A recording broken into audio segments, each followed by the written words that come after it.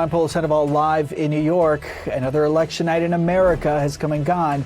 We've got updates on the big races and finally a projected winner in Wisconsin. And President Trump is speaking out about his Air Force One shell game triggered by an Iranian threat, while he says he went along with it. And how scientists plan to use today's solar eclipse to test a new instrument that could change how they study the sun.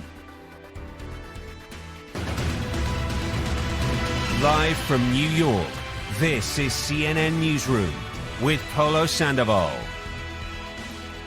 right, everybody, 4 a.m. here in New York, 3 a.m. in Milwaukee, Wisconsin. And after a very long night of ballot counting, CNN can now project Milwaukee County Executive David Crowley will be the one to advance to the governor's race as after he secured the Democratic nomination for governor. He had been locked in a very tight race with State Assembly member Francesca Hung. Crowley had dropped out of the race in early June, but then re-entered just days later with support of Wisconsin's outgoing governor. Well, later this year, he's set to face Republican Congressman Tom Tiffany, who does have the endorsement of President Donald Trump. And we're also following races across 5 other states, including South Carolina. The special Republican Senate primary there will be going to a runoff. And this after no candidate secured a majority of the vote. CNN projecting Darlene Graham, the sister of the late Senator Lindsey Graham, and Congressman Ralph Norman will compete in that runoff election in just 2 weeks. I want to thank the Republican voters of South Carolina for having confidence in me.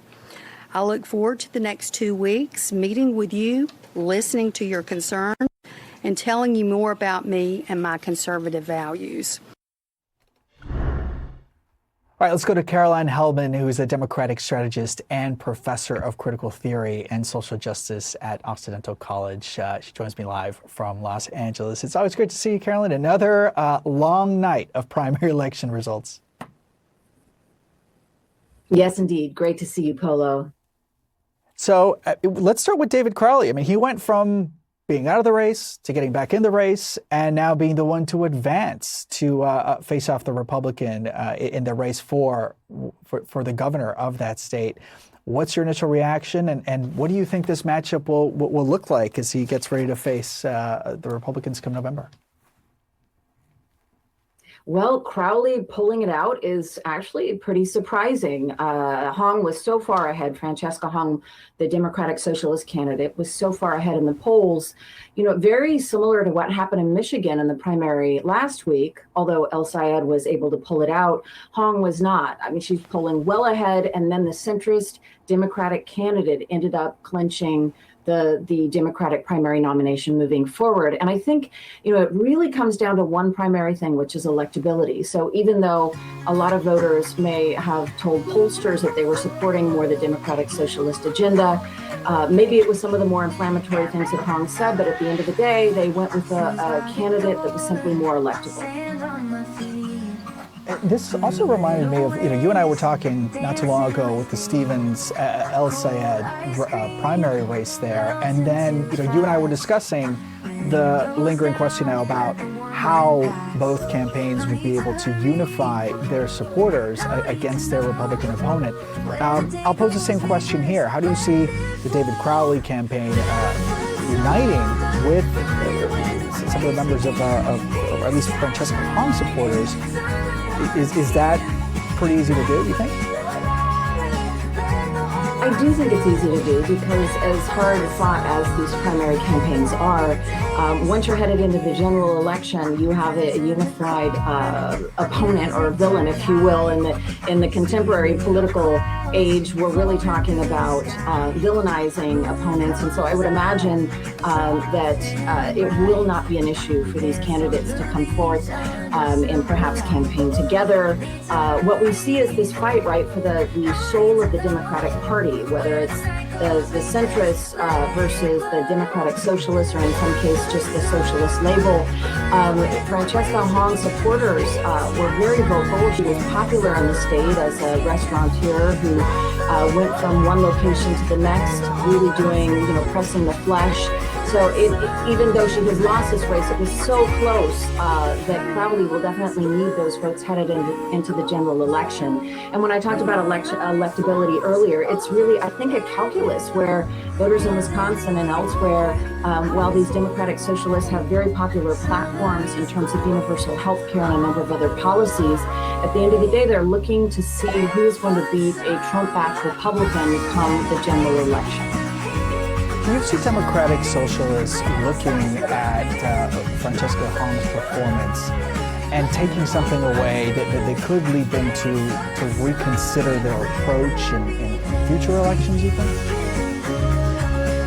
I actually think that this was much more about the particular candidate. It was about Francesca Hong, who had talked about maybe not celebrating Thanksgiving, about defunding the police, about maybe abolishing the Senate. So she had taken these much more extreme positions, mostly in her online history. And so while she walked a lot of that back, you'll notice that she didn't get endorsements from Bernie Sanders or AOC, really the stars of the Democratic Socialist movement right now. And so I think when you see the victory of someone like Dr. El Sayed compared to Francesca Hong, it really maybe came down to that particular candidate not being able to distance herself enough from the so-called woke one agenda that AOC referenced earlier this week. Yeah, Hong's stumbles, especially towards the tail end, really curbed that momentum that she had. You also talked about, just a little while ago, we may see from Republicans, Wisconsin Republicans did have their hopes on a race against Francesca Hong. How are you expecting them now to go after Crowley for the next several months? I think their strategy is pretty clear, which is to essentially drag every Democratic candidate over into the Democratic Socialist camp, right? And paint them as being maybe more extreme than they are, and paint them as being out of touch with the electorate. It's a very successful strategy, I think, that we've seen certainly in terms of a unified message from the Republican Party, which they tend to be very good at doing. And in this particular race, Polo, you point out that they wanted Tiffany to go up against Hong in this general election because they just thought he would have a much better chance. But at the end of the day, the money that the Republican Party threw in to support Hong's candidacy just didn't get her across the line. Those voters in Wisconsin are really looking, I think, forward to November and saying, yeah, I like her issues, maybe she didn't distance herself enough, but at the end of the day, they see Crowley as being maybe more electable running against Trump-backed Republican. Let the real race begin now in the state of Wisconsin. Caroline Hellman, as always, always look forward to your perspective and your analysis. Thank you so much for joining us. Thank you so much. We're also learning new details about the covert operation to get President Trump on a secret flight out of Turkey last month. The New York Times reporting that the U.S. had identified a threat of an Iranian assassination plot, which potentially included a surface-to-air missile targeting the presidential jet. President Trump spoke about that secret plane swap on Tuesday night. It said this. It's only up to Secret Service. I just follow what they'd like to do. So I go by Secret Service and the military. They wanted me to go on a different flight, a different plane, equal safety, but they wanted me to do it, so I do it. I do what they say. Well, I don't know. I think actually the plane that I flew on was at greater risk. I think it was at greater risk because that would be the plane I think that they would be more likely to go for. I don't worry about anything, to be honest. Whatever it is, my attitude, whatever. So how did this covert switch play out? CNN's Elena Treen with those details. CNN is learning of this elaborate ruse that the president and his team had designed to move him onto a separate plane back when he was traveling in Turkey for the NATO summit. Essentially, we see the president boarding the old Air Force One last month to leave that summit. That's what we were told, at least. But if you look closely, there was a catering truck that's highlighted under Air Force One. Minutes after stepping aboard the plane, a U.S. official told CNN that the president secretly moved into a truck in a clandestine move to protect him. Now, all of this was unfolding as journalists and even some White House staffers were still boarding the plane and were told that the president was on that plane as well. I can't say just how remarkable an operation like this is and how atypical and really unprecedented it is. I'd remind you that the president had initially traveled to that NATO summit in Turkey on the new Air Force One that was gifted to the president from Qatar last year. It had all the new bells and whistles that the president has loved to publicize. But then they learned that they were going to be taking an older plane, the former plane that was used for Air Force One when leaving Turkey, and then they would stop in the United Kingdom for a refueling stop before heading back to Washington. The president had initially said that the reason for that was because there were U.S. service members on the ground in England who wanted to go on board and tour the new Qatari jet. However, CNN had reported in recent weeks that it was actually because of a threat from Iran. We had also reported that Israel had briefed some of the president's team on this threat before departing. But it was not known that the president had taken a separate plane known as a C-32A, that is a military aircraft, and he had done so all in the way of decepting the media on board. I do think what this shows is just reflective of how serious and credible the White House believed these threats from Iran were. I also think it raises questions about the capabilities that Iran has to target the most secure plane in the world. I will say, in retrospect, hindsight is 2020, that when you're looking at some of the signs that had happened on the ground that day, there were some things that were suspicious. One of them had been, and we got this from the great reporters who sent their pool reports throughout the day while in Turkey, that staff on board the plane had asked reporters to lower the shades to their windows. Not something typical for flights like this.